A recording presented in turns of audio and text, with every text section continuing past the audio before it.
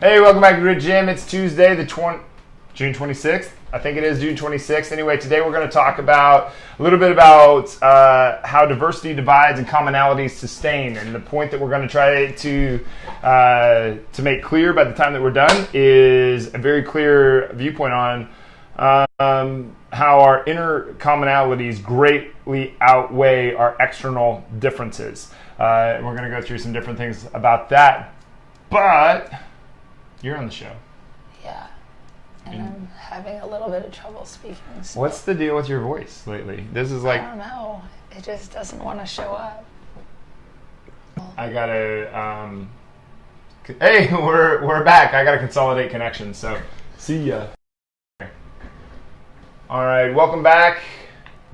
I have to close some things down so the connections can be back up. But we're going to go over how diversity divides and how commonalities sustain. And the point of the show is that our inner commonalities are greatly outweigh our external differences. Yeah. And how I think the world is kind of confused on this a little bit. Not in a very key thing to keep in mind here. When I talk about diversity... You probably want that one. What if I like his beard? I don't know. What if you like her butt? He accidentally gave me this one, which is, I like her butt. And he had the one that said, I like his beard. So you can have it back. But I like your butt. All right, there you go.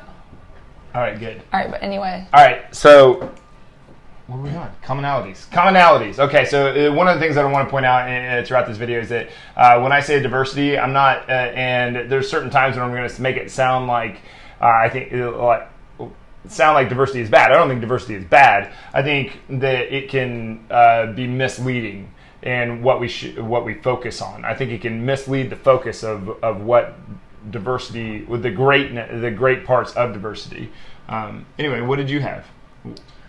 Well, you're saying like the diversity is what, like some people focus on diversity bonding us, but you're saying like focus on what we have in common.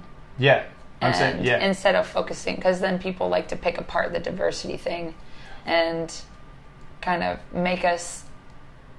What do you mean by pick apart? I think I'm picking apart the diversity thing right now. What do you mean by that? I mean, when they focus on it, then it gives people a reason to hate. Oh, yeah. Well, is what I mean. I think so. I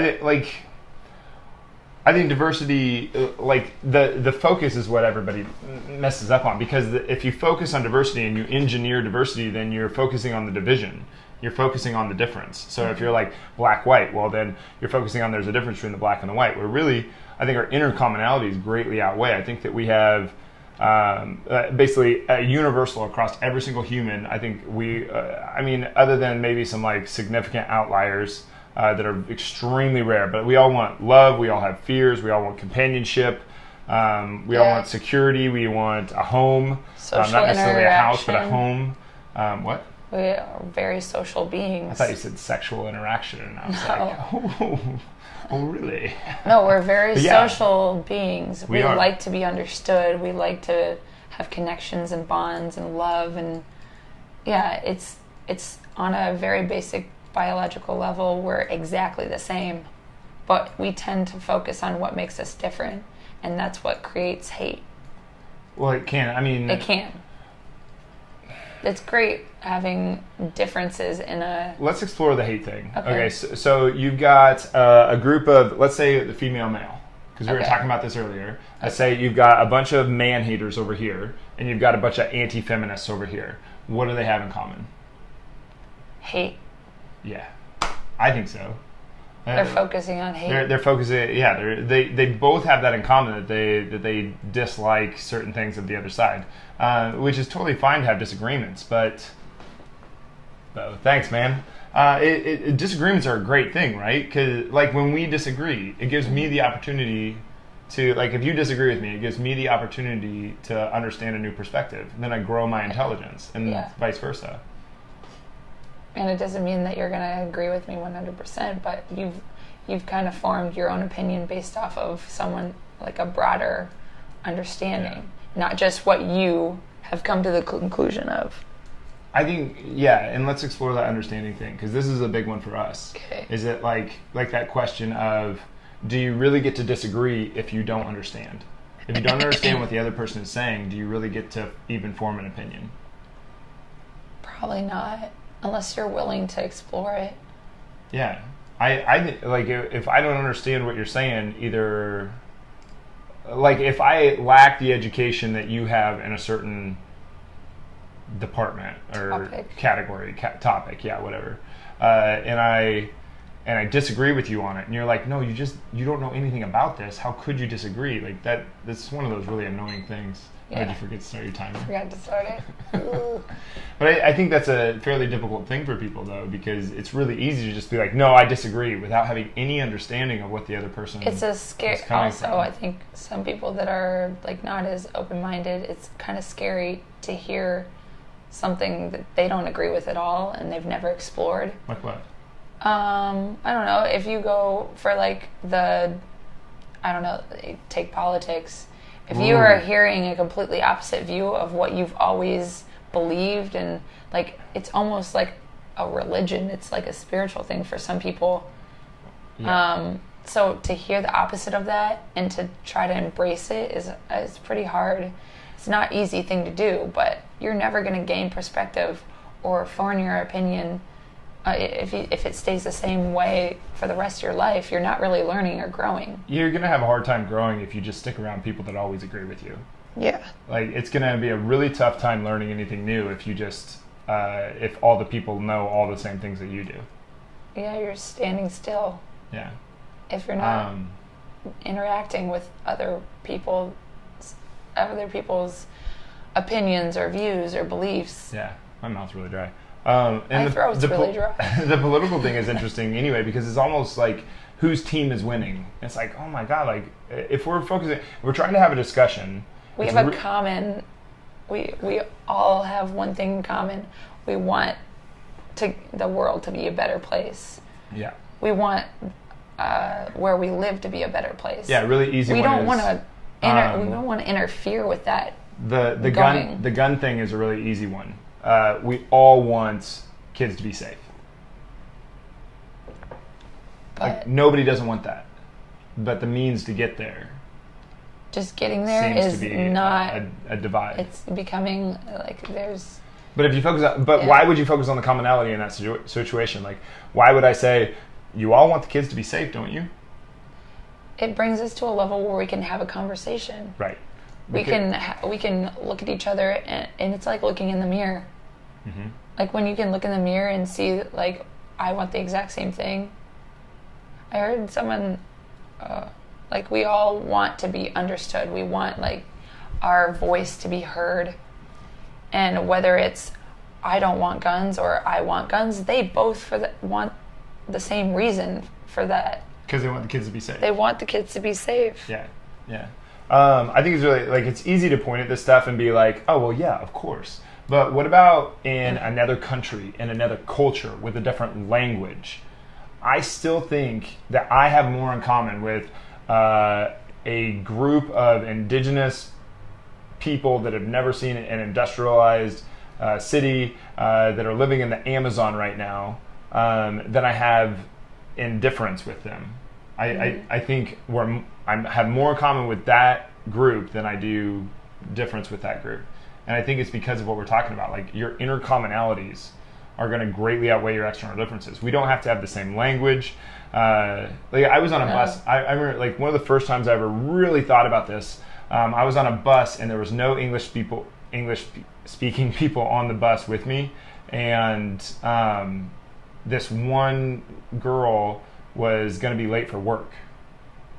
And you could tell that she was just really frantic. And it was just like how I would feel if I was going to be late to work. I'd be like, oh my God, get it, come on, let's go. That's exactly what her body language suggested. That's what everything about her suggested. Come on, let's go. And I was like, we have that in common. I don't speak your language. She was black and I'm white. It is totally different culture, everything. But we had that in common. This is one of the first times it's hit me. I was listening to a TED Talk, and it was about this guy was trying to make a connection between a kid that was going into ISIS and a kid that was going into Harvard. Like, the kid was going into Harvard to become a doctor. Why was he doing that? He wanted to have an impact in the world and help people. and he also wanted respect from people. So the other kid that was going into ISIS, he wanted the respect from people, and he wanted to make an impact. He wanted to make an impact in something that he cared about. Yeah, and they want the exact same thing, but one of them's going to be a doctor, one of them's going to be a killer. Well, maybe. Well, I mean, he's doing the right thing. He's doing the right thing. Yeah, both of them were thinking, I'm doing the right thing. Both of them were thinking, I have good intentions behind this thing. You know, like I think like you can point at every medical doctor and be like, are they drug dealers or are they trying to help people? I say help people. I know, I do too. Okay. But at the same time, like there are people out there who are extremely passionate about demonizing medical like prescription drugs. And like to a certain extent they're not wrong, but like it creates all these questions, right? And so I think you have to get back to to stay with the topic that we're on. I think you have to get back to the commonality. The commonality between us is the relationship, and then we have to build that relationship. We have to have something in common, right? We have to have something that we both. We have to agree upon certain values. We have to have those in common. We have to have certain desires. We have to have goals. Yeah, we have to have certain things that bring us together. You don't just come together by chance. It's not, you know, you have something that binds you, and that thing has to be in common. You know, if you've ever been in a relationship with somebody that is like your complete opposite, you understand what I'm talking about. You roll over and wonder what you're going to talk about next. And that's about it. But well, there's a difference between finding someone and actually connecting with them. Like you can find anybody I'm talking about in a relationship. Yeah. You can find anybody to be in a relationship with. You want to do that talk? No. Let's go there. So on paper, you might look good together, but if you don't have anything in common, and you don't, it's just, you wouldn't hang out with somebody that you have nothing in common with. Because the first 5-6 years of us knowing each other, what? We weren't romantically involved. Yeah. No, it was more friendly. I guess if you want to call it that. But we knew each other, but there was no connection, right? It was like there was something, but we didn't know what it was, but we weren't willing to explore it because we were both scared and blah, blah, blah. Like there had to be something, some inner commonality that kept us talking at least. But I think we both had that fear of actually going to the next stage. But anyway, but inner commonalities. What are some things that we all want, that we all desire, or that we all have? Let's start with the ones that we all have, because then we can go with the negatives and the positives. So we all have fears, right? We all have the fear of not being enough. Yeah. We all get angry. We all get anxious. We all get nervous. We all get embarrassed. We all get worried. Yeah, we all do. So what about the times where, because somebody's going to say this to me at some point when they're going to say, yeah, but what about when I'm freaked out and everybody else seems like they really have their stuff together? Those people aren't scared at all. But they've been there before. They can relate. See, I think everybody's scared all the time. And it's just the people who... Some people are better at managing it. Yes, that's what I was getting at. Okay. I think if you're practicing courage, then you're managing your fears. And if you're managing your fears, you look like you're fearless, but you're not really. You're not fearless. You're managing the fear that you do have. You're practicing courage. Whereas the person that is freaking out and going, no, everybody's got their shit together, they're not scared. There's a misrepresentation there. You're both scared. Yeah. Just one of you is managing it and one of you isn't. One of you is practicing courage and one of you isn't. Yeah, and it's something that you might have to work at, but some people are just better at managing their fear. But be careful sounding like you inherited it. No, I'm not saying that. It's a learned thing. Yeah, that's what I'm saying. Yeah. Some people are just to the point where they've learned how to manage it. They've practiced it. If someone walking into a brand new situation, like the freshman going into school on the first day is terrified versus the senior. The senior's like, oh yeah, I got this. But both of them are the same level of scared. Just one has practiced the courage to do it over and over again. One has gotten more brave, and the other one is just starting on their journey to be more brave. It's the unknown. Yeah.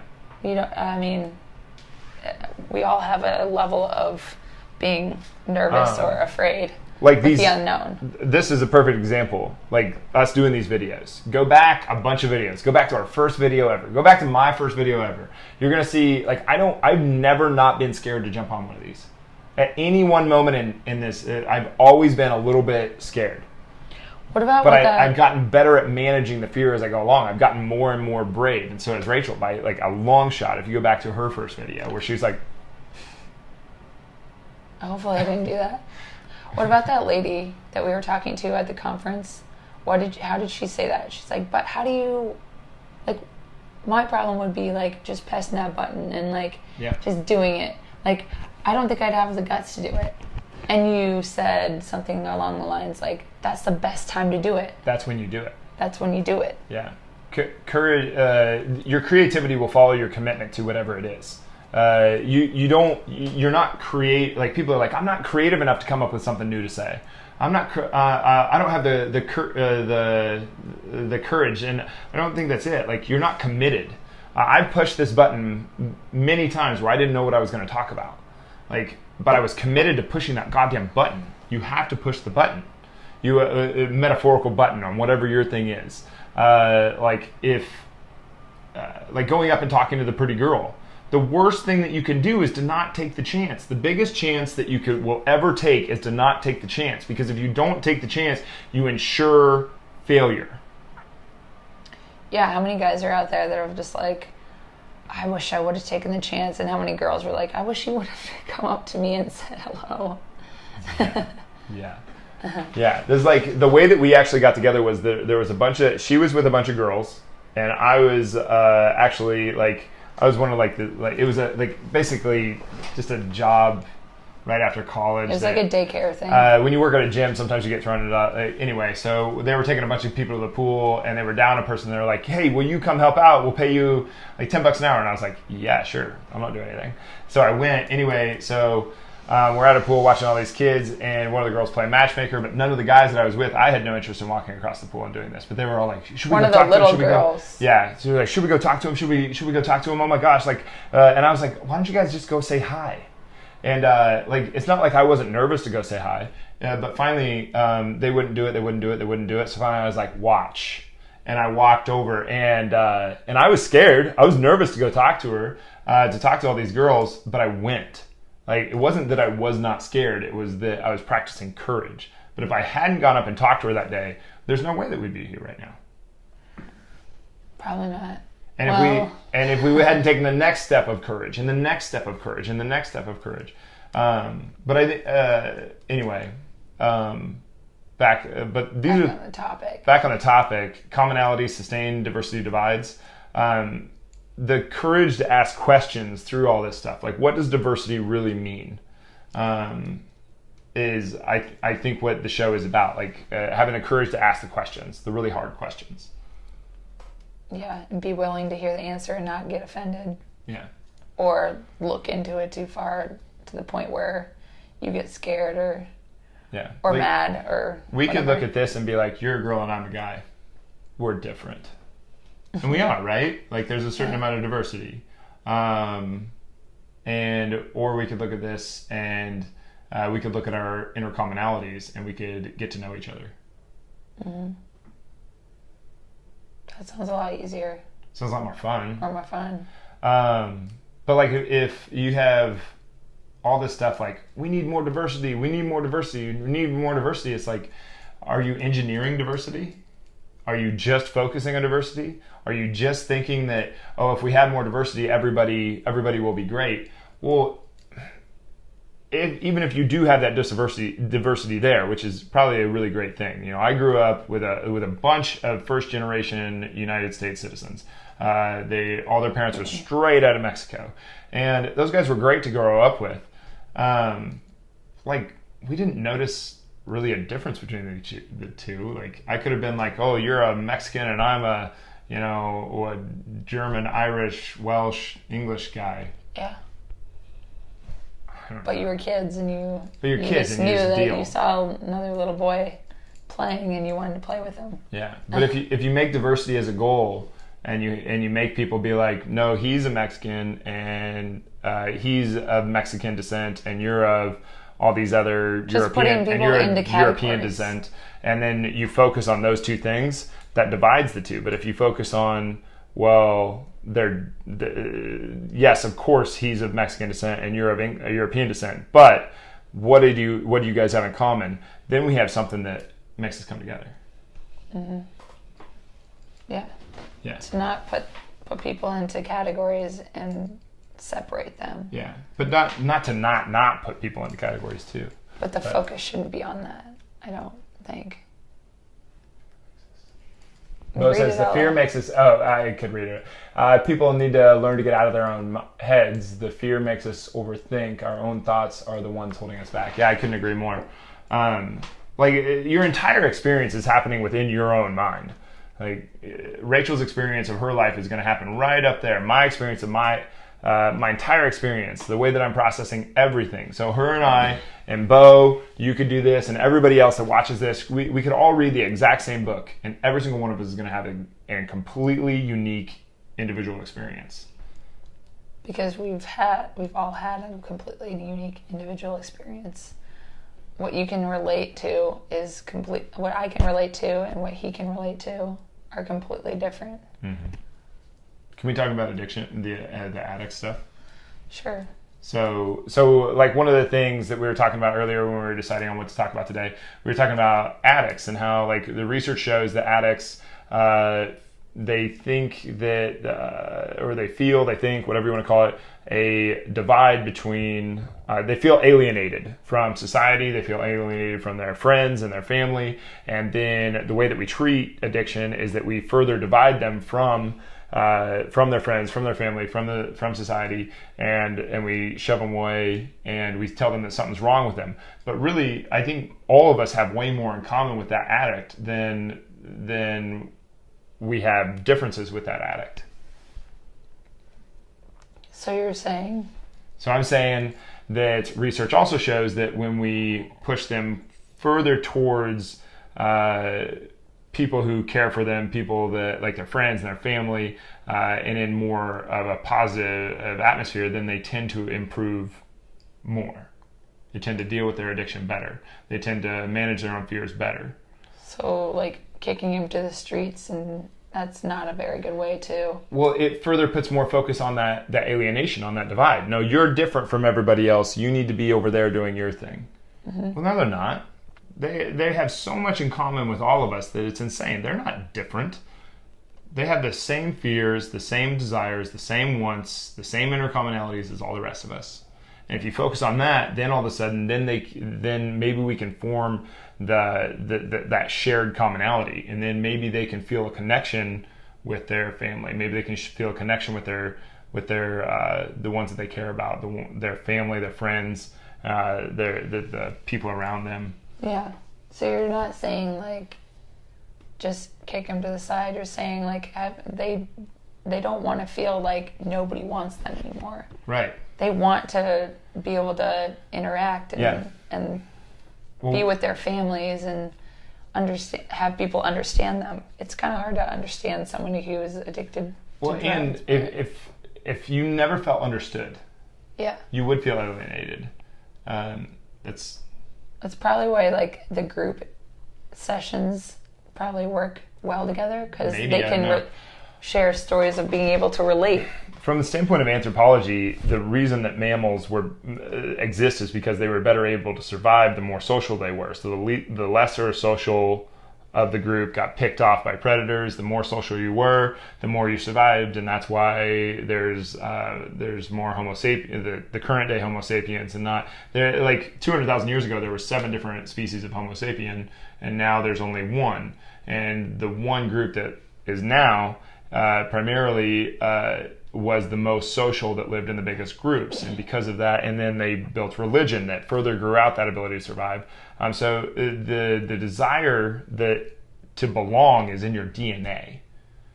We all have this great desire to belong, And if you don't have that and you think no one understands me, no one's going to love me, I'm different, then you don't belong to any group. You are going to naturally push yourself out. Yeah, that makes sense. Which becomes problematic. It divides you. Do you think that kind of has something to do with, I don't know, people that have trauma in their past and they don't really like express it or talk about it because they think that they're the only one? I think that's a lot of it. So they kind of alienate themselves from their family in a not so healthy way, and in turn they think they're the only one. Yeah, right now you're hearing a lot about like the Harvey Weinsteins of the world and that kind of stuff, and some of it's getting a little silly, like the one with Morgan Freeman that we saw that was just like, oh my God, you're all shut up. That was just the stupidest thing I've ever heard. But like sexual abuse is being completely like the idea that little boys don't experience sexual abuse and little girls experience on a high level. I almost guarantee you there are just as many little boys that have experienced are victims of sexual abuse as there are little girls that are victims of sexual abuse. I almost guarantee you that the numbers are almost identical. But I almost guarantee you that no boys, hardly any boys, will tell anybody. It's a lot less likely. Mm-hmm. And I know that makes sense. And like I know, like I'm not just making this up. Like I know because of the people that I've had really difficult conversations with, other males. Like you wouldn't expect yes such a thing to. How often it really happens. But I mean, in that way, that goes back to the topic. They are looking at themselves as being completely different. Yep. They have nobody in common to relate to or to put that into perspective. So they don't really express it. Yeah. And they further separate themselves from the people around them. Yeah, and it's really sad because there's a lot of other implications of that I don't need to get into here. No. But that fear becomes very unreasonable, and then you start thinking like, oh, nobody else is afraid like I'm afraid, but everybody else is afraid like you're afraid. I guarantee it. Everybody is approximately the same level of afraid. It's whether you have the courage to manage it or not. And courage is not something that you get up front. It's something that you get as a product of doing the scary thing.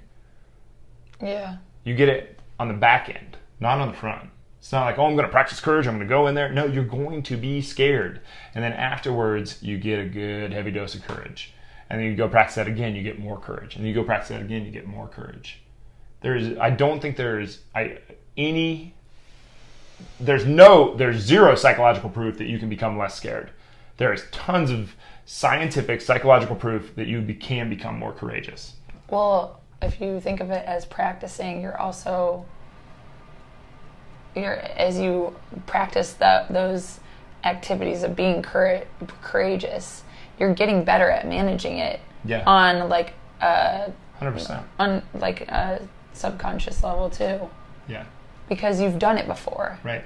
You've learned, oh, well, this part that I was always scared of isn't a big deal. It's actually the easy part. It's actually the fun part. Yeah. So it's not necessarily scary anymore.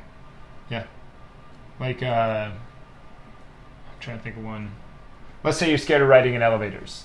You're scared to death of riding in an elevator. For no reason at all. You don't know why. Have heard they are unsafe. Yeah. So let's say that you're so scared of riding in elevators that you can't even come close to one. You just automatically go to the stairs. So one day we don't go on the elevator, but you and I, we go and we stand in front of the elevator and we just watch people get on and off.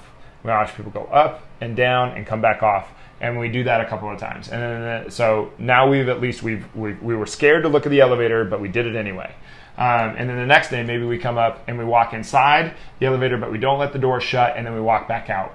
And it's like, holy shit, that was terrifying. I don't ever want to do that again. Nothing happened. But nothing happened. They walked in and they walked back out. Okay, and let's say we do that for a couple weeks. We just walk into the elevator and we walk back out. Maybe we do it 2 or 3 times. We don't let the door shut. And maybe then for 2 weeks we walk into the elevator, we let the door shut, and then we open the doors back up. We don't go up and down. We just let the door shut, open it back up, and walk back out. And it was terrifying. Holy shit, I can't believe I just did that. Oh, man. But now let's look at how far we've come. Before, you couldn't even look at an elevator Now we're actually getting to the point where you can walk into an elevator and you can let the door shut and walk back out. Now maybe we get to the point where we do that for a couple weeks, and then you walk into the elevator, you let the door shut, and you go up one floor and you let the doors open. You get off as fast as possible. Oh my God, that was terrifying. But you just went through a huge transformation. And eventually you do that for 2 more weeks. You go up 1 floor, and then you go up to 2 floors, and you go all the way up to the 3rd floor, and you come back down to the 1st floor, and then you get off. And eventually you keep doing that, and you keep on practicing courage and practicing courage and practicing courage. And eventually this unreasonable fear of going up in an elevator and coming down an elevator doesn't seem like that big of a deal. It's easy. What you do, but you're not less scared of jumping into that elevator. You happen to be able to manage your fear better than you could before. Yeah. I mean, for that person that was terrified of an elevator, that, like, to us, it seems like nothing. But we've ridden in elevators and we've never gotten hurt. And we have no reason to be scared of that. But who knows why they were afraid of it in the first place. They were creating the fear in their own mind. So once they're able to accomplish that, they get to the point where they can do the exact same thing, and we can all ride elevators without being scared. Yeah, I don't think you have to have a reason for being afraid. Fear is not reasonable in the first place. So thinking that you have to have a reason to be afraid is kind of silly. Fear is unreasonable. It is not reasonable. Like, for instance, bonding with somebody else. Like, bonding is something that really terrifies people. Attaching, very easy. Separating is a little painful, but way easier than bonding. Bonding takes a lot of work. Takes a lot of courage to go ahead and bond with somebody else. But to most people, they're like, bonding is easy. That's so easy. Then show me someone that's done it. Hardly anybody does it. Like, it's very difficult. It's very hard. You got to break down a lot of walls. You got to open up a lot of vulnerability. You've got to really show who you are inside. And she's not just going to see all my good stuff anymore. She's not going to see my highlight reel. She's going to see all the deep, dark, nasty shit that's inside of me. And that's scary to show somebody else. And I'm going to see hers. And we're going to be like, oh, well, that's not so bad. But that's what bonding is. But to me, it's like, you can't see that. Like, that's like the worst parts about me. But I guarantee you, she shows me the worst parts about her. And I'm like, I can deal with that. You're so hot. Okay, we're almost done. Yeah, I know. All right. So diversity, commonalities. Is one bad and one good? No. Are they both kind of indifferent to good or bad? Are they both what? Kind of indifferent to good or bad? I think they are. Yeah. What do you think? Yeah. I don't think that diversity is bad. Diversity is very good. To have to meet somebody who is a different skin tone than you, to meet someone from a different culture with a different language, all those things. It's very, very good. But when you do get in that scenario, I think it's very important to look for the commonalities that you do have between the two of you, not the differences that you have between the two of you. Because that's how you start bonding. You begin to understand the other person. Yeah.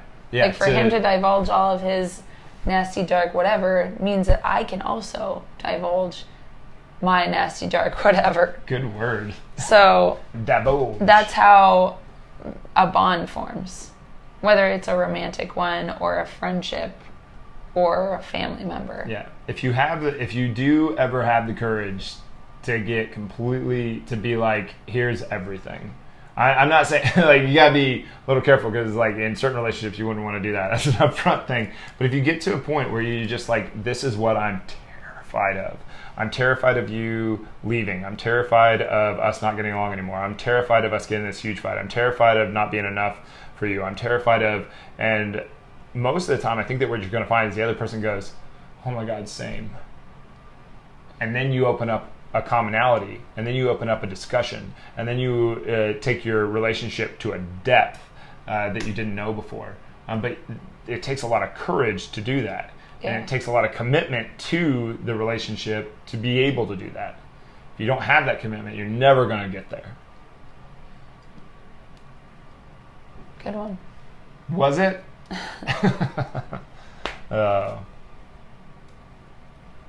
All in? Yeah. Just closing thoughts. Diversity as a goal divides. Commonality sustained. Diversity by design, I think, is definitely a problem. Whereas diversity by chance or encouragement,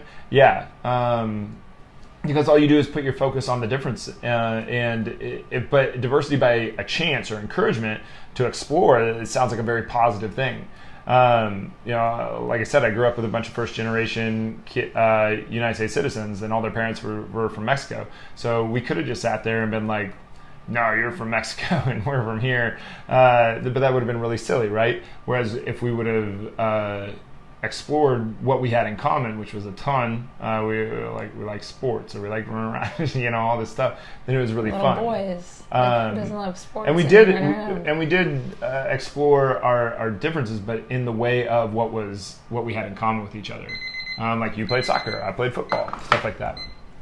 Sorry. Anyway, diversity divides, commonalities sustain.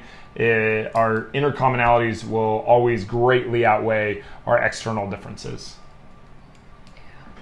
Yeah. All right, you ready to shut it down? My voice is just bad. Your voice is so gone. Yeah. All right. Thanks for being here, guys. Really appreciate it. Please like, comment, share down below. We do these each Tuesday. I come on every day. Maybe one day you'll do one all by yourself. Maybe. That'd take some courage. We'll see. Yeah. But we do these each Tuesday. I come on every day at 12:30. Rich comes on with me on Tuesdays. Always really fun. Please like, comment, share. Thanks for being here. See you tomorrow.